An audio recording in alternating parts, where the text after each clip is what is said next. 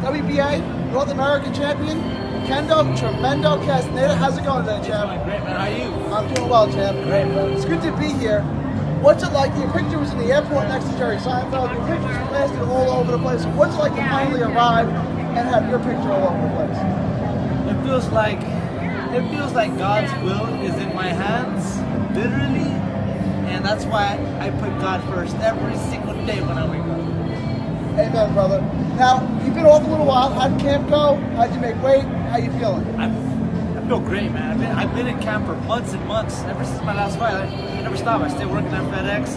I can say I move. I feel like I've moved more weight than El Chapo, but the American way, the righteous way, and it's a blessing. I'm proud to be an American, and I also do it for my people back in Palau, Coahuila, Mexico. Mexican American to the max, man. But I love this country and everything that it's provided for. That's the one thing everyone always credits for, your work ethic. Your work ethic is phenomenal. Where does that work ethic come from? I think it just comes from myself, man. Just myself, my background, how I've grown. Ever since I was a kid, I would visit my dad in Mexico who couldn't come over here. I'd come back to my mom, see how she would struggle to raise me and my two older brothers on her own. And, just seeing all the struggles in life as a kid growing up, I felt like I always wake up for school early, be on time for everything I do, and I just feel like I've had that discipline in me naturally. Both your brothers are excellent fighters as well, Philippe and Jairo. Yeah. Were you born into it? Was it in your blood? I mean, all the brothers were fighters? Yeah, it was, man. It was. Me and my brother Felipe, we took 3 buses to the gym every morning. No, not every morning. Every day after school because he was 14, I was like 9, and he'd take 3 buses to the West Side gym in San Antonio, and I would just tag along because I wanted to be like my brother Felipe. I wanted to throw hands and throw leather as well, so that it all started from there. Yeah, I want to talk about it. Kendo's from San Antonio, for those of you who don't know. That's become the new fight capital of America. There's you, there's Barros, there's Josh Franco, there's Hector Tanajara. There's a litany of great fighters coming out of San Antonio. First, give me your thoughts on Barros winning a world title. What are your opinion on his performance? My opinion on Barros' performance was extravagant. He came in, he fought a tough Turkish, warrior.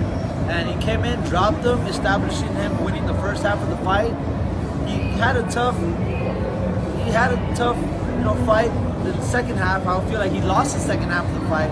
But him, strapping down and knocking dude down in the last round, nailed him to win the second half of the fight. And that's exactly why he's world champion now. Now, Mario from years, grew up with us, kids together. Yes, sir.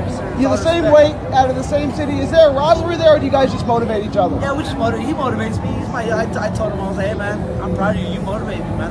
That fight itself motivated me, man. He was getting pummeled and hurt, and he didn't go down. I thought he would go down sometimes, but he laced up. He had that Mexican warrior in him, and he never gave up, and still dropped the dude in the last round and establishing the big win for a world title. Took the decision, closed the show in the 12th round. You have a step-up opponent. You're fighting a good fighter, Stanley Madden. Saying that right? Yeah. What do you know about your opponent, and what's your plan? What do you want to do in the next year or two and move towards the world title? My plan is just to stay busy, stay working hard, keep serving the Purple Promise at FedEx, and keep serving the Purple Promise inside the ring. Kick ass, safely, getting my opponent safely home, me going safely home, but also with the victory, because I don't believe in losing. I don't know how to lose. Undefeated, exactly, champion on the come up. People don't even talk about me. They're scared. A lot of people are scared. I feel like they're just, they don't want those problems. But at the end of the day, I want boxing to take over the UFC now that I'm a UFC fighter, and I want to call out some UFC names. Like I saw that Cody No Love, Garbrandt was calling out Agent Broner. I was like, bro, you're just trying to get a check. Why don't you try to get your foot in the door by beating a great boxer like myself, Kendo Tremendo, the tremendous one, undefeated champion, NABA. Why don't Cody No Love try to beat somebody like me, then go for a big name? Don't go in there and McGregor yourself and just get demolished. How about you try to beat another up-and-coming prospect champion like myself? Then he would lose to you, and then he would never get the crown. Exactly. But at the end of the day, I would save all the company's money. Agent Broner's not gonna want to pay this Cody no love. Agent Broner will show Cody no love. I'll show Cody all the love because I'm already in his networks. So it only makes sense.